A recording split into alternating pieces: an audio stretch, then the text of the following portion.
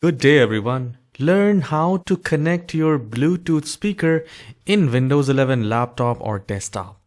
So to connect the Bluetooth speaker, you need to click on the start icon and then go to settings.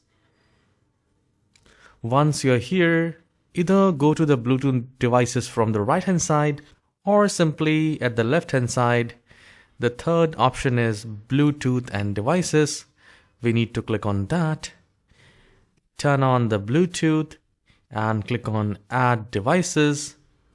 Now if it's a speaker audio device, just select Bluetooth audio device, and here you will see your speaker. I can see my speaker is PartyPal 390.